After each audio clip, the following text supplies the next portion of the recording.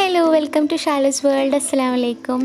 അപ്പോൾ ഇന്നത്തെ സ്പെഷ്യൽ എന്ന് പറഞ്ഞാൽ നല്ല ക്യൂട്ടായ നല്ല സ്വീറ്റായ ടേസ്റ്റി ആയ ഒരു റെസിപ്പി ആയിട്ടാണ് ഞാൻ വന്നിരിക്കുന്നത്. ഡോണറ്റ്സ് ആണ്. കുട്ടികൾക്കായാലും മുതിർന്നവർക്കായാലും ആർക്കായാലും പെട്ടെന്ന് ഇഷ്ടപ്പെടുന്ന ഒരു സ്വീറ്റ് ആയിട്ടാണ് നമ്മളെ ഡോണറ്റ്സ്. അപ്പോൾ ഈ റെസിപ്പി ഭയങ്കര സിമ്പിളാണ്. അപ്പോൾ ഇതെങ്ങനെ ഉണ്ടാക്കാൻ നമുക്ക് നോക്കാം. അതിന് മുന്നേ എൻ്റെ വീഡിയോ ആദ്യമായിട്ടാണ് കാണുമെങ്കിൽ പ്ലീസ് എന്നെ സബ്സ്ക്രൈബ് ചെയ്യാനും ലൈക്ക് ചെയ്യാനും ഷെയർ ചെയ്യാനും ഒന്നും മറക്കരുതേ. അപ്പോൾ നമുക്ക് നോക്കാം ഇതിൽ എന്തൊക്കെയാണ് വേണ്ടിയതെന്നേ. അപ്പോൾ ആദ്യം നമുക്കൊരു ബൗളെടുക്കാം. എന്നിട്ട് അതിലോട്ട് നമുക്ക് 2 കപ്പ് മൈദ ആഡ് ചെയ്യാം. അപ്പോൾ 2 കപ്പ് മൈദയ്ക്ക് ഞാനിവിടെ എടുത്തിരിക്കുന്നത് 1 ടീസ്പൂൺ ഈസ്റ്റാണ്.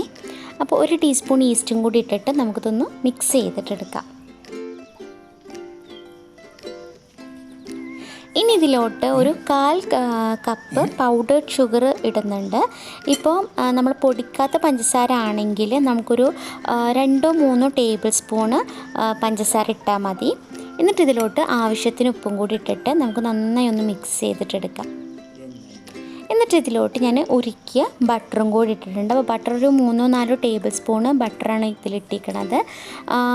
ബട്ടർ എന്തായാലും മെൽറ്റഡ് ആയിരിക്കണേ ഇതിലോട്ട് ഇടുമ്പോൾ.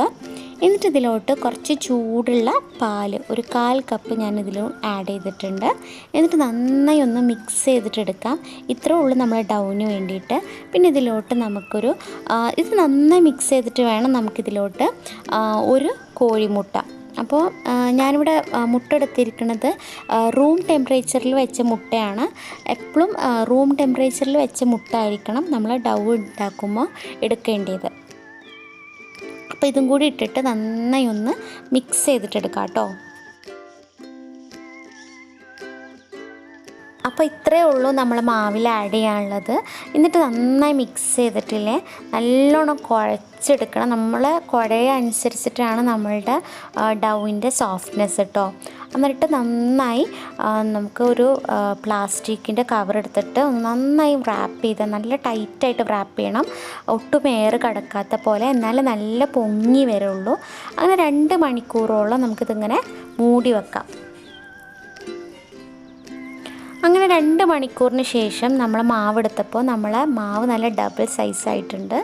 അപ്പോൾ നല്ല സോഫ്റ്റ് ആയിട്ടുണ്ട്. ഞാൻ എന്ത് ചെയ്തു 2ആയിട്ട് നമ്മളത് ഡിവൈഡ് ചെയ്തിട്ടുണ്ട്. എന്നിട്ട് നമുക്കിതൊന്ന് പരത്തിയെടുക്കാം. അപ്പോൾ പരത്തുന്ന സമയത്ത് നമ്മൾ കുറച്ച് മൈദ അതിൻ്റെ മേലെ വിതറാം. അപ്പോൾ ഒന്ന് അവിടെ ഇവിടെയൊക്കെ എന്താ പറയുക ഒട്ടിപ്പിടിക്കില്ല. അപ്പോൾ നന്നായിട്ടൊന്ന് മൈദ ഒന്ന് വിതറാം. എന്നിട്ട് ഇത് പരത്തുന്ന സമയത്ത് ഒരു കാര്യം കൂടിയുണ്ട്. നമ്മൾ മാവ് നല്ലൊരു കട്ടിയിലായിരിക്കണം നമ്മളിതൊന്ന് പരത്തിയെടുക്കേണ്ടത്.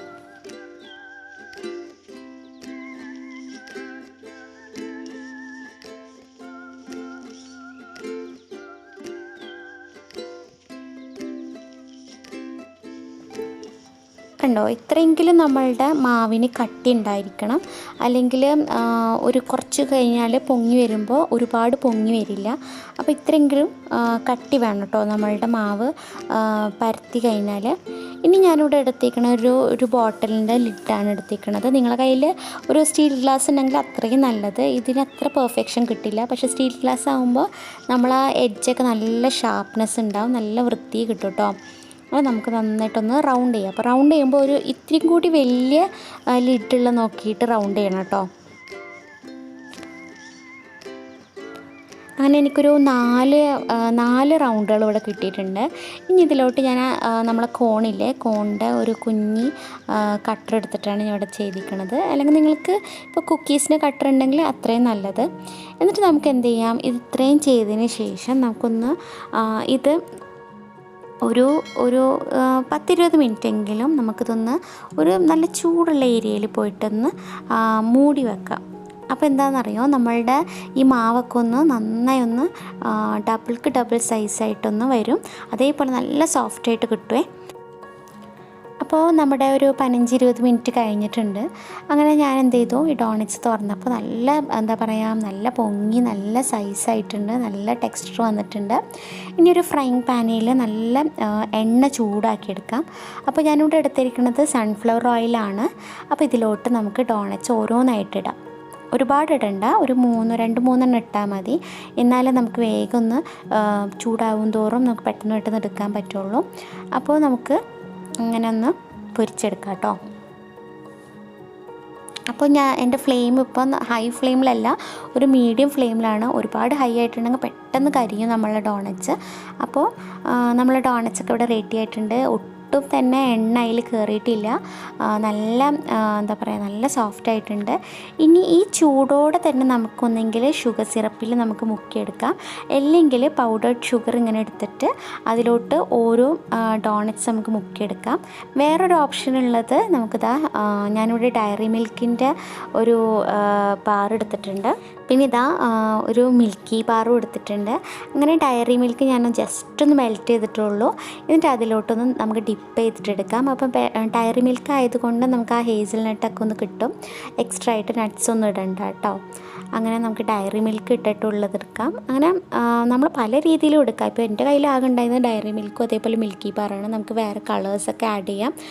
അങ്ങനെ നമ്മളെ ഡോണറ്റ്സൊക്കെ നല്ല റെഡി ആയിട്ടുണ്ട്. നല്ല ടേസ്റ്റ് ആട്ടോ, നല്ലൊരു ഈസി ആയിട്ടുള്ളൊരു റെസിപ്പിയാണിത്. അപ്പോൾ ഇതെല്ലാവരും ട്രൈ ചെയ്ത് നോക്കണം. അപ്പോൾ നമുക്കിതാ ഞാനിവിടെ ഷുഗറിൽ കണ്ടോ ഒന്ന് ജസ്റ്റ് ഒന്ന് ഡിപ്പ് ചെയ്തിട്ട് എടുക്കുന്നുണ്ട്. അപ്പോൾ എപ്പോഴും നോക്കേണ്ടത് വെച്ചിട്ടുണ്ടെങ്കിൽ നല്ല ചൂടോടെ തന്നെ നമ്മൾ ഡിപ്പ് ചെയ്യണം.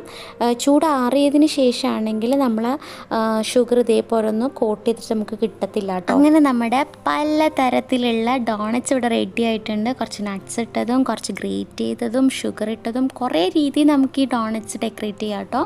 നമ്മളെ കയ്യിൽ എന്താ ഉള്ളത് അതൊക്കെ എടുത്തിട്ട് ഡെക്കറേറ്റ് ചെയ്യുക. നല്ല സോഫ്റ്റാണ്, നല്ല ടേസ്റ്റിയാണ്. അപ്പോൾ ഇത്രയും എളുപ്പമുള്ള റെസിപ്പി ആകുമ്പോൾ ഇന്ന് തന്നെ ഉണ്ടാക്കി നോക്കണം. അതേപോലെ എന്നെ സബ്സ്ക്രൈബ് ചെയ്യാത്തവർ പ്ലീസ് എന്നെ സബ്സ്ക്രൈബ് ചെയ്യാനും സപ്പോർട്ട് ചെയ്യാനും മറക്കരുതേ.